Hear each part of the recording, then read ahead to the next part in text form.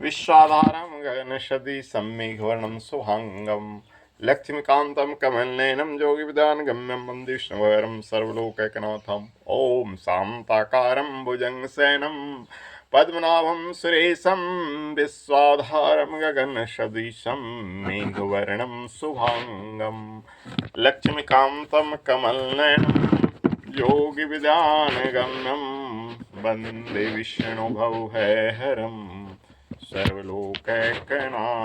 बोलो श्री हरि विष्णु भगवान की जय।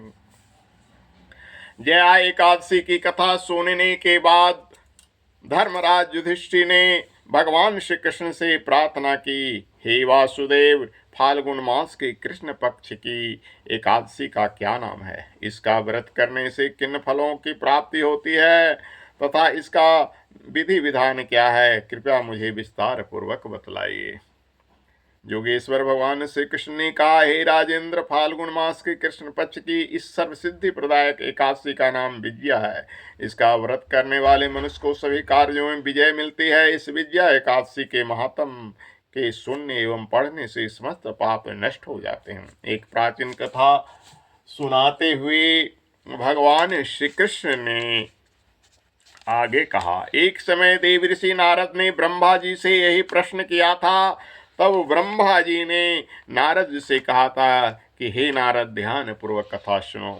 इस विजया एकादशी का व्रत नए, पुराने और गत जन्मों के पापों का हरण करके प्रत्येक क्षेत्र में व्रत धारक को विजय दिलाता है।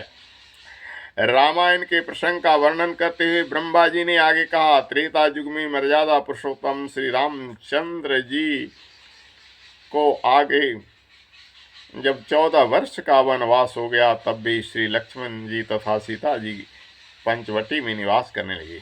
वहां से दुष्ट रावण ने जब सीता जी का हरण कर लिया, तब श्री रामचंद्र जी तथा लक्ष्मण जी अत्यंत व्याकुल हुए और सीता जी के खोज में चल दिए। घूमते घूमते जब वे मरणासन जटायु के पास पहुंचे, तो जटायु जी ने उन्हें सीता जी का वृतांत सुनाकर स्वर्ग लोक चला गया। कुछ आगे जाकर उनकी सुग्रीव से मित्रता हुई और वाली का वध किए। हनुमान जी ने लंका में जाकर सीता जी का पता लगाया और उनसे श्री रामचंद्र जी एवं सुग्रीव की मित्रता का वर्णन किया। वहां से लौटकर हनुमान जी श्री रामचंद्र जी के पास आए और सब समाचार कहे। श्री रामचंद्र जी ने वानर सेना सहित सुग्रीव की सम्मति से लंका को प्रस्थान किया। जब श्री रामचंद्र जी समुद्र के किनारे पहुंचे, तब उन्होंने मगरमच्छ आदि से युक्त था समुद्र को देखकर लक्ष्मण जी से कहा कि समुद्र को हम किस प्रकार पार कर सकेंगे। श्री लक्ष्मण जी कहने लगे, हे पुरुषोत्तम, आप सब कुछ जानते हैं। यहाँ से आधा योजन दूर कुमारी द्वीप में बकतालभ्य नामक के मुनि रहते हुए हैं। उन्होंने अनेकों ब्रह्मा जी देखे हैं। आप उनके पास जाकर इसका उपाय पूछिए। लक्ष्मण जी के इस प्रकार के वचन सुनकर श्री रामचंद्र जी बकतालभ्य ऋषि के पास गए और उनको प्रणाम करके बैठ गए। मुनि ने उनसे पूछा, हे राम, आपका आना कैसे हुआ? रामचंद्र जी कहने लगे, हे ऋषिवर, मैं अपनी सेना सहित यहाँ आया हूँ और राक्षसों को जीतने के लिए लंका जा रहा हूँ। आप कृपा करके समुद्र पार करने का कोई उपाय है तो बताइए, मैं इसी कारण आपके पास आया हूँ। महर्षि बकतालभ बोले, हे दशरथ पुत्र राम, फाल्गुन मास के कृष्ण पक्ष की एकादशी का व्रत करने से निश्चय ही आपकी विजय होगी। साथ ही आप समुद्र भी अवश्य पार कर लेंगे। इस व्रत की विधि यह है कि दशमी के दिन स्वर्ण, चांदी, तांबा या मिट्टी का एक घड़ा लेकर उसे जल से भरकर उस पर पंच पल्लव रखने के पश्चात उसे वेदी पर स्थापित करेंगे।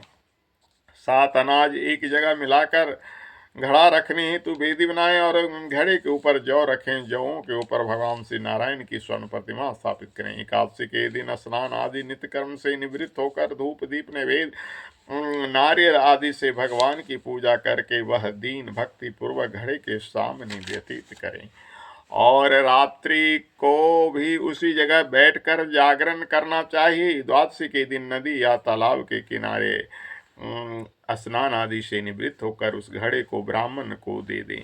यदि तुम इस व्रत को सेनापतियों के साथ करो तो अवश्य विजय होगी। इसके पश्चात श्री रामचंद्र जी ने विधि पूर्वक विजया एकादशी का व्रत किया और उसके प्रभाव से लंका में राक्षसों पर विजय पाई। अतः हे राजन, जो मनुष्य इस व्रत को विधि पूर्वक करेगा उसे दोनों लोकों में विजय प्राप्त होगी।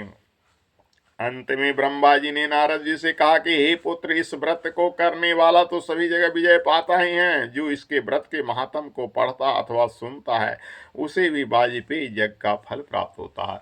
ओम सशंख चक्रम सकीट कुंडलम सपीत वस्त्रम सरसीरुहेक्षणम